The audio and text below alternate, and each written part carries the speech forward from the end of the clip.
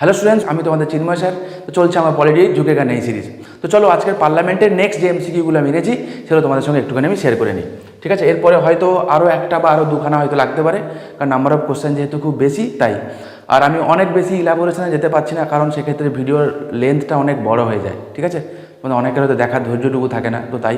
তো তোমাদের যদি আরও ডিটেলসে চাই তো আমাকে কমেন্ট করে জানিও, আমি চেষ্টা করবো অবভিয়াসলি। ঠিক আছে, তোমাদের জন্যই করা, আর কিছু না। চলো শুরু করি। বলছে consolidated fund of India is provided in. তো কনসোলিডেটেড ফান্ডের কথা কত নম্বর আর্টিকেলে আছে? অলরেডি বললাম আর্টিকেল 266-এ আছে। ঠিক আছে, নেক্সট কি বলছে? Choose the article of the Indian constitution that provides for the joint sitting of Lok Sabha and Rajya Sabha. ঠিক আছে, জয়েন্ট সিটিংয়ের কথা কত নম্বর আর্টিকেলে আছে? এটা আর্টিকেল 108-এ আছে। দেখো, এমন কোনো পরীক্ষা নেই যেখানে আসেনি। ঠিক আছে, প্রায় মোটামুটি প্রচুর পরীক্ষায় এসছে। আচ্ছা, by the way, joint sitting related কয়েকটা কথা বলে দিই। জানি পুরনো কথা, আবারও বলছি আমি, তোমরা অনেকে হয়তো আছো প্রথমবার দেখছো ভিডিওটা। যে জয়েন্ট সিটিংয়ের কনসেপ্টটা আমরা নিয়েছি ফ্রম অস্ট্রেলিয়া থেকে। ঠিক আছে, অস্ট্রেলিয়া থেকে আমরা এই জয়েন্ট সিটিংয়ের কনসেপ্টটা নিয়েছি, নাম্বার 1। নাম্বার 2, জয়েন্ট সিটিংয়ে প্রতিনিধিত্ব করে কে? এটা করে speaker of Lok Sabha. Okay, speaker of Lok Sabha. যদি স্পিকার অফ লোকসভা না থাকে তাহলে কে দেখে? তাহলে দেখে ডেপুটি স্পিকার অফ লোকসভা। যদি তিনি না থাকে তাহলে জয়েন্ট সিটিংয়ে প্রতিনিধিত্ব কে করে? তাহলে ডেপুটি চেয়ারম্যান। ঠিক আছে, ডেপুটি চেয়ারম্যান অফ রাজ্যসভা। মাথায় রেখো, রাজ্যসভার চেয়ারম্যান কিন্তু আসবে না এই সিকোয়েন্সে। ঠিক আছে, আচ্ছা, আর একটা কথা তোমাদের বলে নিই। এই যে জয়েন্ট সিটিংয়ের কেস আমরা দেখতে পাবো কোথায় কোথায়? একটা হচ্ছে অর্ডিনারি বিলে, অর্ডিনারি বিলে, আর একটা দেখতে পাবো কোথায়? ফাইন্যান্স বিল। ঠিক আছে, ফাইন্যান্স বিল এবং অর্ডিনারি বিলে কিন্তু জয়েন্ট সিটিং আছে। অর্ডিনারি বিলের কোনো আর্টিকেল নেই, ফাইন্যান্স বিলের আর্টিকেল হচ্ছে আর্টিকেল 117। আচ্ছা, মাথায় রাখবে, অর্ডিনারি বিল কিন্তু পাস হবে। ঠিক আছে, অর্ডিনারি বিল বলো, ফাইন্যান্স বিল বলো, এগুলো কিন্তু পাস হয় তোমার হচ্ছে সিম্পল মেজরিটিতে। ঠিক আছে, এবং জয়েন্ট সিটিংয়েও কিন্তু বিলটা পাস হবে সিম্পল মেজরিটিতেই। ঠিক আছে, আর জয়েন্ট সিটিং যদি বলে দুটো হাউসের মধ্যে কোন হাউসের প্রোটোকল মেনে হয়, তাহলে লোকসভার প্রোটোকল মেনেই জয়েন্ট সিটিং হয়। ঠিক আছে, লোকসভার প্রোটোকল মেনেই হয়। এই কয়েকটা কথা একটু মাথায় রেখো, পরীক্ষার জন্য খুব ইম্পর্টেন্ট। আচ্ছা, in the absence of speaker and deputy speaker who প্রিসাইডস over the deliberation of the Lok Sabha. এখানে অ্যাবসেন্স বলেছে, ভ্যাকেন্ট বলেনি। ঠিক আছে, তো অ্যাবসেন্স যদি বলে তাহলে কে থাকবে? দেখবো যে নট মোর দ্যান 10 মেম্বারের একটা প্যানেল থাকে, তো সেখান থেকে কেউ না কেউ হয়। ঠিক আছে, তো এখানে একটাই অপশান আছে, এখানে আছে নট মোর দ্যান 10 আছে, তো সেটা ছোটো হতেই পারে। One of the members of the house out of panel of 6 persons nominated by the speaker. ঠিক আছে, চলো এটাই ঠিক আছে, অসুবিধা নেই কোনো। ঠিক আছে, কিন্তু যদি ভ্যাকেন্ট বলতো তাহলে কিন্তু এই চারটের কোনোটাই আনসার হতো না। তাহলে সেক্ষেত্রে প্রেসিডেন্ট যাকে ঠিক করে দিত, প্রেসিডেন্ট সেক্ষেত্রে একজনকে অ্যাপয়েন্ট করতো এই কাজটা দেখার জন্য। আশা করি আমি এর আগে যখন তোমাদের এমসিকিউ করেছিলাম সেখানে আমি বলেছিলাম, তোমরা যারা মন দিয়ে শুনেছো তারা জানো। চলো নেক্সট।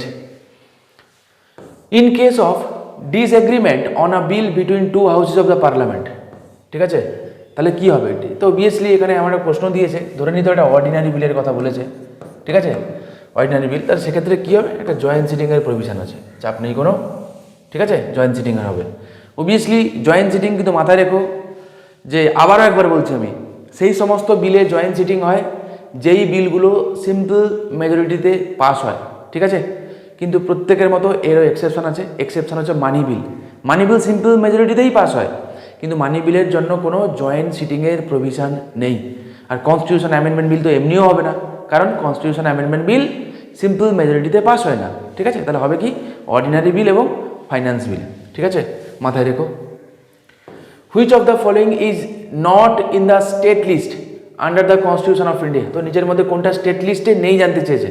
দেখো, ইন্স্যুরেন্স হচ্ছে তোমার হচ্ছে সেন্ট্রাল লিস্টে আসে, বা ইউনিয়ন লিস্ট বা লিস্ট নাম্বার 1-এ আসে। বাকি সব কটা কোথায় আছে? স্টেট লিস্টের মামলা। ঠিক আছে, সব কটা। আচ্ছা, next.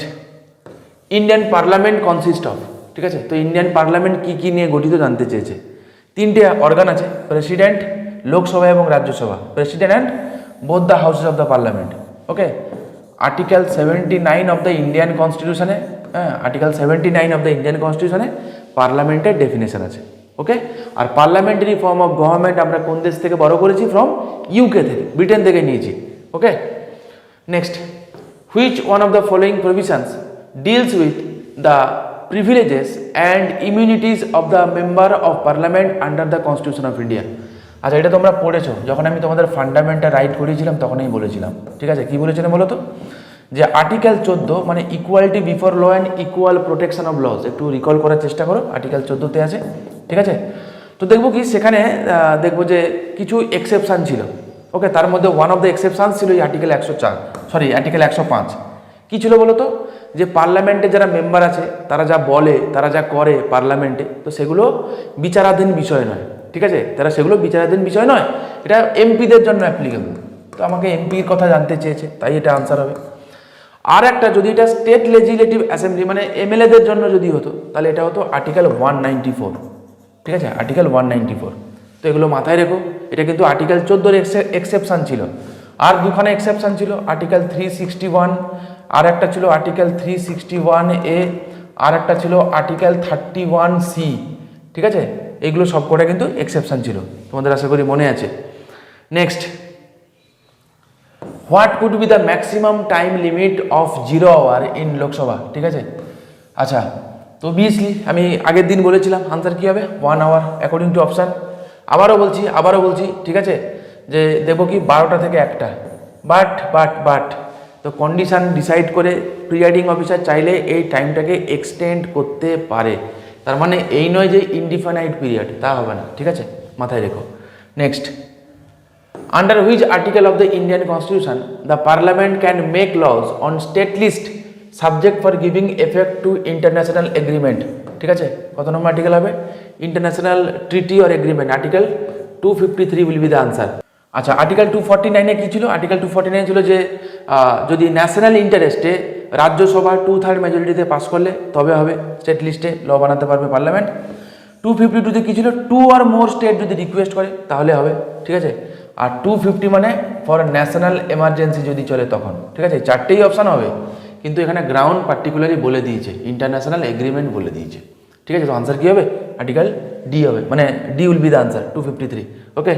So next question, Rajya Sabha can delay the finance bill sent for its consideration by Lok Sabha for maximum period of, ঠিক আছে? রাজ্যসভা পাতি প্রশ্ন, it will be the 14 days will be the answer.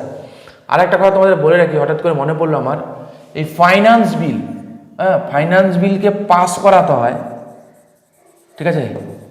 Passed by parliament, ওকে? কতদিন সময় থাকে জানো? 75 days, মাথায় রেখো, ঠিক আছে? এই ফাইন্যান্স বিল পার্লামেন্ট থেকে পাস করাতে হবে 75 দিনের মধ্যে, উইদিন 75 days, ঠিক আছে? এটা খুব ইম্পর্টেন্ট।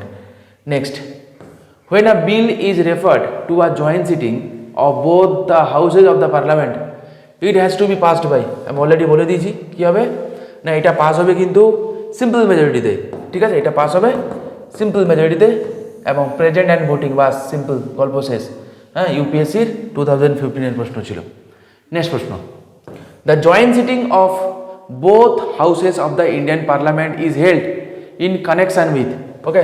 তো এদের মধ্যে কোনটাতে জয়েন্ট সিটিং হবে? তো কোনটা হবে? অর্ডিনারি বিল হবে, আমি বললাম কনস্টিটিউশন অ্যামেন্ডমেন্ট বিলে হবে না, মানি বিলেও হবে না, তো এটাতে তো অবভিয়াসলি হবেই না, ordinary bill will be the right answer. বলছে who has the right to issue money from consolidated fund of India, ঠিক আছে? তো কনসোলিডেটেড ফান্ড অফ ইন্ডিয়া থেকে টাকা পয়সা তুলতে গেলে তো এখানের মধ্যে কার পারমিশন লাগবে? তো এটা পার্লামেন্টের পারমিশন লাগবে। কীরকম টাইপের না, এর জন্য একটা বিল পাস করাতে হয়, তার নাম হচ্ছে অ্যাপ্রোপ্রিয়েশন বিল, ঠিক আছে? অ্যাপ্রোপ্রিয়েশন বিল, আচ্ছা কত নম্বর আর্টিকেল আছে? আর্টিকেল 114। অ্যাপ্রোপ্রিয়েশন বিল পাস হবে তবেই কিন্তু কনসোলিডেটেড ফান্ড অফ ইন্ডিয়া থেকে টাকা তোলা যাবে, আদারওয়াইজ হবে না, ঠিক আছে? আর একটা কথা এই সম্পর্কে আমি বলে রাখি, আর একটা ফান্ড আমি তোমাদের আগের দিন বলেছিলাম হয় কন্টিনজেন্সি ফান্ড, ঠিক আছে? এটা তো আছে আর্টিকেল 266-এ, ওকে? আর আর্টিকেল 267 মানে কন্টিনজেন্সি ফান্ড যেটা আছে সেখান থেকে কিন্তু বাবা বা সেটা থাকে কার হাতে? সেটা প্রেসিডেন্টের হাতে থাকে, আর স্টেটে থাকে গভর্নরের হাতে। যদি কোনো আপৎকালীন কোনো পরিস্থিতি তৈরি হয়, ঝড় ঝাপটা হয়ে গেল, ভূমিকম্প হয়ে গেল, ন্যাচারাল ক্যালামিটি কুচবি, ঠিক আছে? তো তখন প্রেসিডেন্ট কি করে? ইন কেস অফ সেন্টার, তো এই কন্টিনজেন্সি ফান্ড থেকে আগে টাকা খরচা করে, ঠিক আছে? তারপরে অ্যাপ্রুভ করা হয়। তাহলে কন্টিনজেন্সি ফান্ডের টাকা আগে খরচা হবে, তারপরে অ্যাপ্রুভ করা হবে, ঠিক আছে? অ্যাপ্রুভাল তো লাগবেই, কিন্তু কনসোলিডেটেড ফান্ডের ক্ষেত্রে কি আগে অ্যাপ্রুভাল হবে, তারপরে টাকা তোলা যাবে। লজিক কি? তুমি একটা কথা বলো না, যদি কোনো একটা জায়গায় যদি ন্যাচারাল ক্যালামিটি হয়, পার্লামেন্ট ধরো সেশনে নেই, তা তখন কি টাকা পয়সা দিয়ে এইড করবে না? পার্লামেন্ট কবে সেশনে বসবে, তবে বিল পাস হবে, তবে কন্টিনজেন্সি ফান্ড থেকে টাকা যাবে? এটা হয় না, তাই না? তাই অ্যাজ সুন অ্যাজ পসিবল তাদেরকে এইড দেওয়ার জন্য এই প্রোটোকলটা মানা হয়। তো মাথায় রেখো, এটা খুব important. Next, which of the following expenditure is not charge on the consolidated fund of India? তো নিচের কোন এক্সপেন্ডিচারটা কনসোলিডেটেড ফান্ড থেকে করা হয় না? ঠিক আছে, জানতে চেয়েছে। দেখো, salary and allowances of chief justice of India, obviously হবে, কোনো চাপ নেই। Salary and allowances of the comptroller and auditor general of India, obviously এটাও হবে। Salary and allowances of prime minister of India, yes, এটা হবে না। ঠিক আছে, শুনলে অবাক হওয়ার মতো হয়তো, কেন হবে না? দেখো বাবা, প্রাইম মিনিস্টারকে ওরকম স্যালারি দেওয়া হয় না। ঠিক আছে, আমাদের সংবিধানে প্রাইম মিনিস্টারের স্যালারির কথা কিছু বলা নেই। কী বলা আছে বলো তো? প্রাইম মিনিস্টার এবং বাকি যে কটা মিনিস্টার যারা আছেন তারা প্রত্যেকে স্যালারি পান অ্যাজ মেম্বার অফ পার্লামেন্ট, পার্লামেন্টের মেম্বার হিসেবে স্যালারি পান। প্রাইম মিনিস্টার বা কোনো মিনিস্টার হিসেবে তারা স্যালারি পান না। ঠিক আছে, তো মাথায় রেখো। আর salary and allowance of the chairman of union public service commission, yes, obviously এটাও কিন্তু হবে। তো মাথায় রেখো, এটা খুব ইম্পর্টেন্ট প্রশ্ন ছিল। ঠিক আছে, নেক্সট।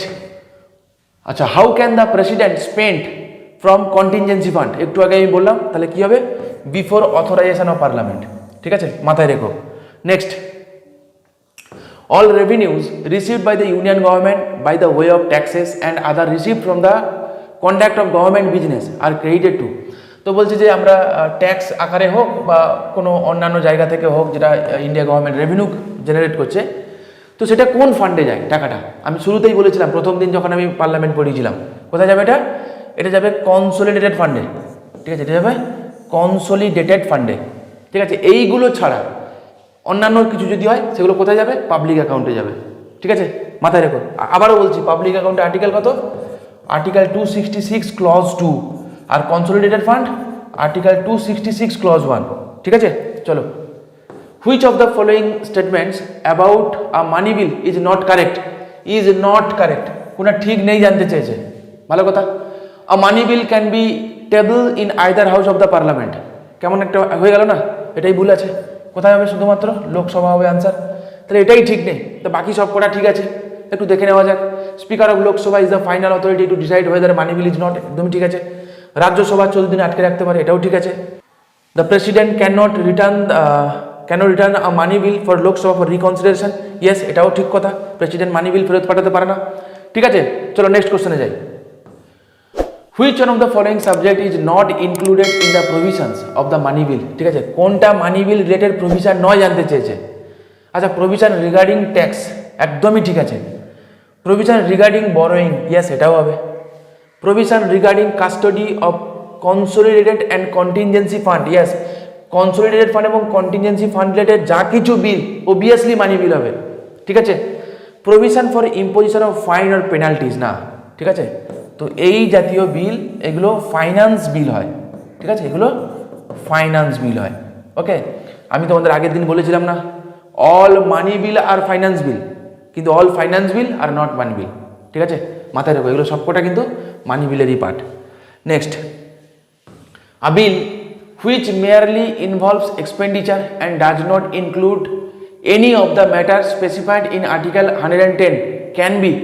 আচ্ছা, তার মানে মানি বিল ছাড়া ফাইন্যান্স বিল বলো কোন হাউসে উত্থাপন হতে পারে জানতে চেয়েছে। ঠিক আছে, আচ্ছা, initiated only in Lok Sabha, initiated either house of the parliament. আচ্ছা, এটাই আমি আনসার করলাম। কেন বলো তো? আমি বলে দিই, জাস্টিফিকেশানে শুনে নাও। আচ্ছা, বাকিগুলো হবে না, ইনিশিয়েটেড হবে না।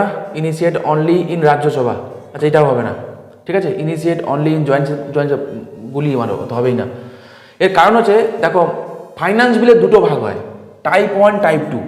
ঠিক আছে, টাইপ 1টা শুধুমাত্র লোকসভাতেই উত্থাপন হয়, টাইপ 2টা যে কোনো হাউসে উত্থাপন হতে পারে, চাপ নেই। তো এখানে যেহেতু মেনশান করে দেয়নি, ঠিক আছে, তাই আমরা আইদার হাউস অফ দ্য পার্লামেন্টই আনসার নেব। ঠিক আছে, ডেফিনেট করে কিছু মেনশান করে দেয়নি টাইপ 1 নাকি টাইপ 2। ঠিক আছে, তাই আমরা আইদার হাউস অফ দ্য পার্লামেন্টই আনসার নেব। চলো নেক্সট কোশ্চেন।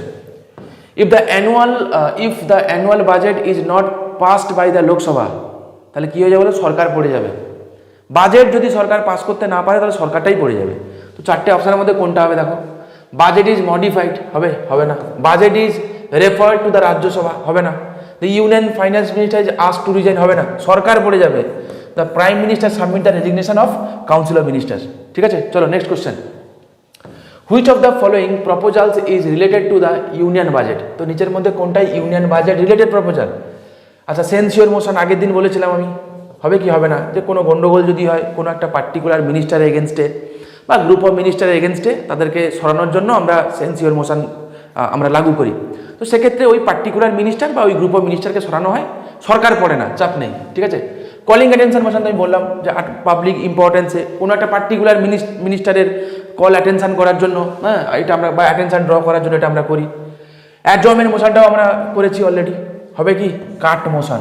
ঠিক আছে, আশা করি মনে আছে। 3 রকম টাইপের হয়, একটু বলে দিই। একটাকে বলা হয় পলিসি কাট, একটাকে বলা হয় ইকোনমি কাট। ঠিক আছে, পলিসি কাট, ইকোনমি কাট, আর একটা হয় টোকেন কাট।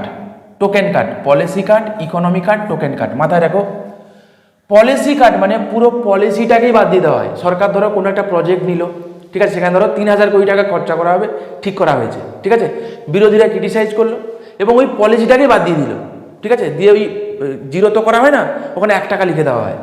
ঠিক আছে, যে এই পলিসিটার জন্য 1 টাকা বরাদ্দ হলো, তো 1 টাকায় ডেফিনেটলি নিশ্চয়ই চলবে না ওই প্রজেক্টটা, তো এমনি হবে, এটাকে পলিসি কাট বলা হয়।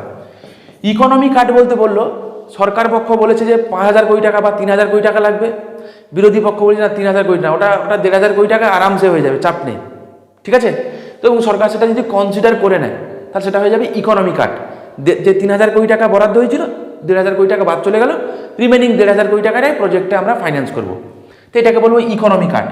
আর টোকেন কাট মানে নামকা বাস্তে, টোকেন মানে কি, মানে যেটার কোনো নেই আর কি। টোকেন কাট মানে দেখা 3000 কোটি টাকা ঠিক হয়েছে, তো ক্রিটিসাইজ হলো, তো সরকার ঠিক আছে চলো 100 টাকা বাদ দিয়ে দাও। ঠিক আছে, তো 3000 কোটি টাকা থেকে 100 টাকা বাদ দিয়ে দেওয়া হবে, তো এটাকে বলা হবে কি 100 টাকা বাদ দিয়ে দেওয়া হবে। ঠিক আছে, 100 টাকা করা হবে না কিন্তু, টোটাল যে টাকা ফাইন্যান্স করা হয়েছে সেখান থেকে 100 টাকা বাদ যাবে।